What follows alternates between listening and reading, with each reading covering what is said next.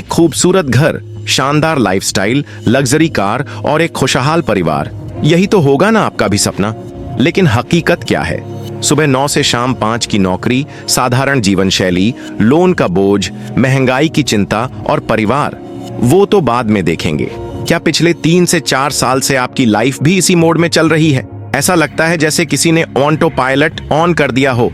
ना जॉब बदल पा रहे हैं, ना सैलरी बढ़ रही है, ना सेविंग हो रही है और ना ही कोई ग्रोथ दिख रही है। बढ़ रहा है तो बस खर्चा, वो भी बेतहाशा। क्रिसिल की रिपोर्ट बताती है कि भारत में बचत दर अब घटकर 18% रह गई है, जो कोविड से पहले 21% थी। इसका मतलब यह है कि खर्च करने के इतने ऑप्शंस हैं कि लोगों को बचत करने की जरूरत ही महसूस नहीं होती।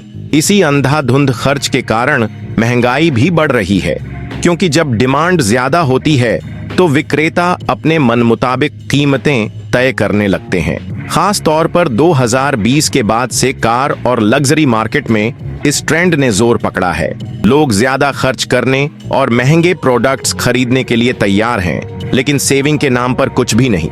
बस एक इमरजेंसी आई और सब बर्बाद। कुछ ऐसा ही हाल ग्रांट सबीटर का भी था, लेकिन उन्होंने इस जाल से निकलकर ऐसी वेल्थ बनाई कि लाखों लोगों के लिए मिसाल बन गए। आज उनकी संपत्ति मिलियन में कंपाउंड हो रही है और उन्होंने एक मशहूर किताब लिखी, फाइनेंशियल फ्रीडम, जिसने करोड़ों लोगों की सोच बदल दी।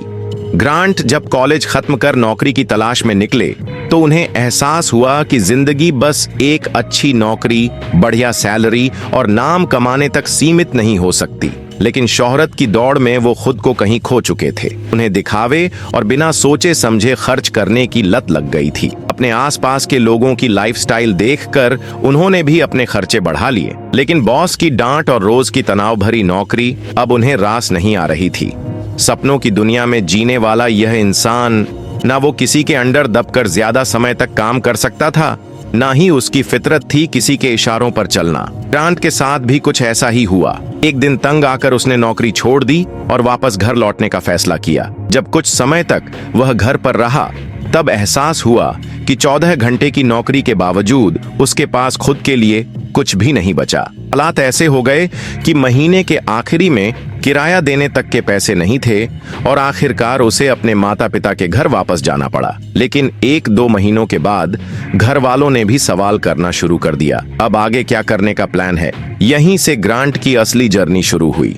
उसने पैसा कमाने के अलग अलग तरीकों को समझना शुरू किया, क्योंकि उसे महसूस हुआ कि सिर्फ नौकरी के भरोसे रहना बेकार है। अगर जल्दी और ज्यादा पैसा कमाना है तो साइड इनकम के बिना कुछ नहीं होने वाला। उसने खुद को एक बड़ा टारगेट दिया, 5 साल में $1 मिलियन कमाने का। इसके लिए उसने एक 5 चरणीय वित्तीय रोड मैप तैयार किया और महज 4-5 सालों में 2 से $1 मिलियन तक का सफर तय कर लिया। आज उसका पैसा मिलियन में कंपाउंड हो रहा है। जिस रणनीति ने ग्रांट को मिलियनेयर बनाया, उसमें पहला और सबसे महत्वपूर्ण कदम था सशक्त मनी माइंडसेट बनाना। सोचो, जब हम किसी ट्रिप पर जाते हैं तो क्या बिना प्लानिंग के निकलते हैं? नहीं, हम होटल, टिकट्स, टूरिस्ट स्पॉट्स और बजट तक की बारीकी से योजना बनाते हैं। लेकिन जब बात पैसे कमाने और उसे मैनेज करने की आती है तो हम बिना किसी रोड मैप के आगे बढ़ जाते हैं। यही गलती हमें सबसे ज्यादा नुकसान पहुंचाती है। भारत का मध्यम वर्ग चाहे जितना भी कमा ले, लेकिन अगर माइंडसेट सैलरी टू सैलरी वाला ही रहा तो कभी भी वित्तीय स्वतंत्रता हासिल नहीं होगी। ज्यादा कमाना समाधान नहीं है, बल्कि पैसे को सही तरीके से मैनेज करना सबसे जरूरी है, और यहीं हम चूक जाते हैं। टाइम्स नाउ की एक रिपोर्ट के मुताबिक ज्यादातर भारतीयों को सेविंग करना ही नहीं आता। करीब 50% लोग अपनी आय का केवल 0 से 20% ही बचा पाते हैं। वहीं 20% लोग जो थोड़ा बहुत बचाते भी हैं, उनका पैसा या तो पीएफ और एफडी में पड़ा रहता है या फिर घर की अलमारी में बंद रहता है। अब सोचिए, पहले तो आप सेविंग कर नहीं रहे, और अगर कर भी रहे हैं तो ऐसी जगह जहां आपका पैसा महंगाई की दर से भी कम बढ़ रहा है। तो टेक्निकली देखा जाए तो आप हर साल नुकसान में जा रहे हो, यानी बिना किसी स्पष्ट विजन के पैसा यहां वहां डाल रहे हो, सिर्फ इसीलिए क्योंकि किसी ने आपको कोई आइडिया दे दिया। फाइनेंशियल टर्म में ऐसे लोगों को मनी होल्डर्स कहा जाता है, यानी वो लोग जो पैसा बस रोक कर रखते हैं, लेकिन उसे सही तरीके से ग्रो और इन्वेस्ट करने के बारे में नहीं सोचते।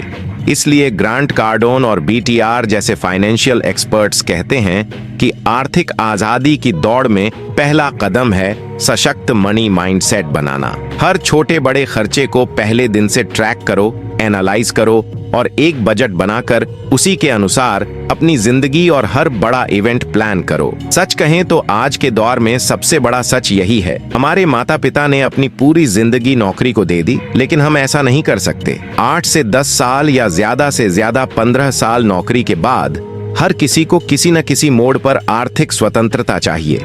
इसके लिए आपको अपना फ्रीडम नंबर सेट करना होगा और इनकम को इस तरह मैनेज करना होगा कि सभी चीजें बैलेंस में रहें। इस बैलेंस को बनाए रखने के लिए अगला जरूरी कदम है step number 2, wealth bucket strategy. ऐसा नहीं है कि बस फाइनेंशियल फ्रीडम के नंबर तय कर लेने से या मोटिवेशनल किताबें पढ़ने से आप अमीर बन जाओगे। काश ऐसा होता तो जिंदगी कितनी आसान होती, लेकिन हकीकत यह है कि आज भी लोग सोचते हैं कि ज्यादा पैसा कमाने से सभी फाइनेंशियल समस्याएं खत्म हो जाएंगी, जबकि असली समस्या यह नहीं है कि पैसा कम है, बल्कि यह है कि उसे सही तरीके से मैनेज नहीं किया जाता। इसलिए यह बहुत जरूरी है कि जो भी पैसा आप कमा रहे हो उसे अलग अलग बकेट्स में बांट दो।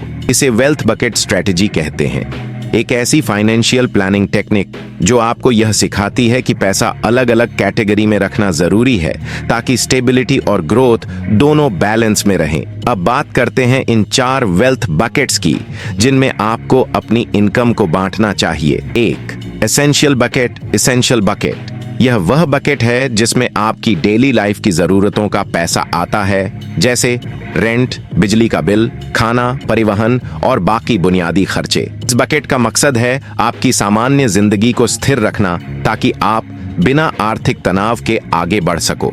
लेकिन भारत में खासकर मिडिल क्लास फैमिली में 80 से 90% इनकम सिर्फ इसी बकेट में खर्च हो जाती है। यही वजह है कि लोग फाइनेंशियल ग्रोथ नहीं कर पाते, क्योंकि उनके पास सेविंग और इन्वेस्टमेंट के लिए कुछ बचता ही नहीं। लोगों को लगता है कि हर खर्च जरूरी है, इसलिए सारा पैसा वहीं खत्म कर देते हैं। लेकिन यही आदत आपकी पूरी जिंदगी को फाइनेंशियल अनस्टेबिलिटी में डाल सकती है। अगर इस सोच को नहीं बदला तो अगले 40 से 60 साल तक भी आप अपनी रिटायरमेंट प्लानिंग नहीं कर पाएंगे। इसलिए एसेंशियल बकेट में अधिकतम 60% इनकम से ज्यादा खर्च नहीं होना चाहिए। अब आता है दूसरा जरूरी बकेट, इन्वेस्टमेंट और ग्रोथ बकेट। कमाना और सेव करना काफी नहीं है, असली गेम इन्वेस्टमेंट का है। लेकिन ज्यादातर लोग इन्वेस्टमेंट को जरूरी नहीं मानते, जिससे इन्फ्लेशन धीरे धीरे उनकी सेविंग्स को खत्म कर देता है। इसलिए आपको अपनी इनकम का कम से कम 20% हिस्सा इस बैकेट में डालना चाहिए। आप इसे stocks, mutual funds, ETF, bonds या किसी अन्य ग्रोथ ओरिएंटेड एसेट में निवेश कर सकते हैं। इसके बाद आता है अगला अहम बकेट, इमरजेंसी फंड। भारत में सिर्फ 18% मिडिल क्लास लोग ऐसे हैं जिनके पास किसी इमरजेंसी के लिए पर्याप्त सेविंग्स होती हैं। एक मेडिकल इमरजेंसी या अचानक कोई गंभीर परिस्थिति आपको लोन लेने के लिए मजबूर कर सकती है। इसीलिए आपको अपनी इनकम का 10% हिस्सा इमरजेंसी फंड में रखना चाहिए। इसमें कम से कम 3 से 6 महीने के खर्चे का बैकअप जरूर रखें, ताकि आप किसी भी मुश्किल समय में आर्थिक रूप से सुरक्षित रहें। अब आता है आखिरी बकेट, फन और लर्निंग बकेट। पैसा सिर्फ कमाने और बचाने के लिए नहीं, बल्कि लाइफ को बेहतर बनाने के लिए होता है। इसलिए अपनी इनकम का 10% हिस्सा नए अनुभवों, स्किल्स और पर्सनल डेवलपमेंट में लगाएं। यह आपको न सिर्फ ज्यादा प्रोडक्टिव बनाएगा, बल्कि आपकी फाइनेंशियल ग्रोथ को भी बूस्ट करेगा। स्टेप 3, अपनी इनकम को डाइवर्सिफाई करें। अब सवाल यह आता है, अगर इन बकेट्स को भरना है तो पैसा भी तो चाहिए। इसी वजह से सिर्फ एक इनकम सोर्स पर निर्भर रहना सबसे बड़ी गलती हो सकती है। सोचिए, क्या आपने कभी एक टायर वाली साइकिल, स्कूटर या बाइक चलाई है? नहीं ना। तो फिर सिर्फ एक जॉब पर क्यों डिपेंड हो? अगर आपको लगता है कि सैलरी काफी है और आपको कोई दूसरा इनकम सोर्स बनाने की जरूरत नहीं, तो आप कभी भी फाइनेंशियल फ्रीडम नहीं पा सकते। आज की डिजिटल दुनिया में आपको मल्टीपल इनकम सोर्सेज बनाने के अनगिनत मौके मिल सकते हैं। आप अपनी फाइनेंशियल साइकिल में एक नहीं, बल्कि 2-3 एक्स्ट्रा टायर जोड़ सकते हैं और इसे ज्यादा स्टेबल बना सकते हैं। अगर आपको सही समय पर अपना वेल्थ बकेट भरना है और एक फाइनेंशियली सिक्योर फ्यूचर बनाना है तो एक्स्ट्रा इनकम के सोर्सेज जरूर बनाएं। आप freelancing, passive income, rental income, side business, online course या अपना ब्रांड खड़ा कर सकते हैं। उदाहरण के लिए राहुल मुंबई के अंधेरी वेस्ट में रहता है, जहां उसका रेंट करीब 15,000 रुपये है। उसकी IT जॉब से 60,000 रुपये सैलरी आती है, लेकिन उसने एक्स्ट्रा 25,000 रुपये फ्रीलांसिंग से कमाने शुरू कर दिए।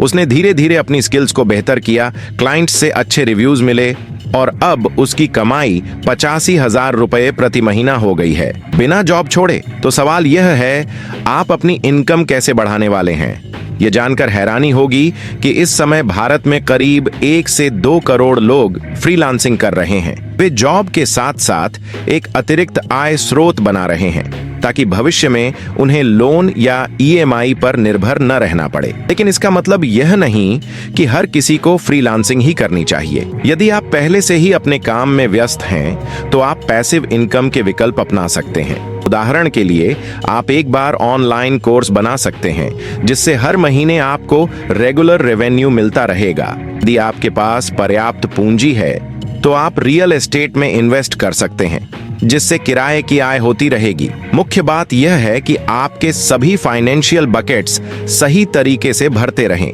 क्योंकि बिना अतिरिक्त आय स्रोत के आपकी फाइनेंशियल साइकिल अस्थिर हो सकती है।